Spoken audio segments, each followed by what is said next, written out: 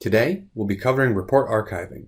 Report archiving turns CloudRadial into an all-in-one content hub for your clients by giving you a place to share relevant information and reports in one spot for them. To do that, we'll first need to set up report archives so we can put our reports into them. It's an automation step that'll save you time and help you disseminate information to your clients efficiently. To start, let's navigate over to the Partner dropdown on the left-hand side and click on Clients. Once here, we'll need to click on the third tab over, the Report Archives tab, to get started. Building out report archives this way ensures that all of your clients get the same report archives built out at once. However, there's still a way to have more granular control on each client. More on that in just a little bit. To add an archive, we're going to click on Settings on the right-hand side and click on Add at the right.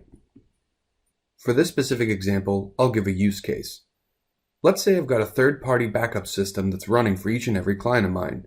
I'd like for the reports coming from these third parties to go directly into their CloudRadial portal, specifically into a backup folder, without manually creating folders and adding in the reports myself.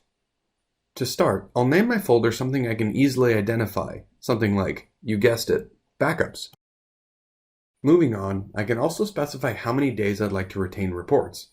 Entering in 0, by default, will keep all reports. Furthermore, you can also specify how many days to wait before alerting you on no new reports coming in, useful if the report link breaks. The next two fields are the Alert If and Alert If Text Not Included fields.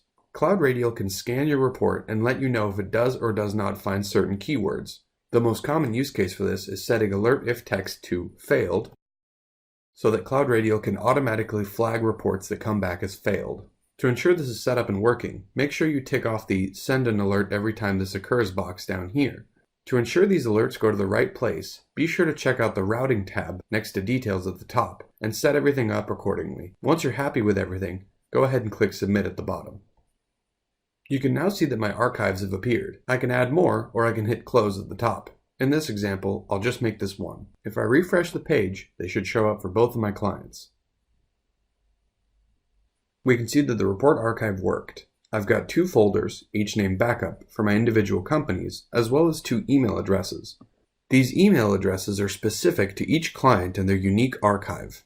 Emailing a report to this one, specifically Safi's retail store, will directly submit a report into the client's folder.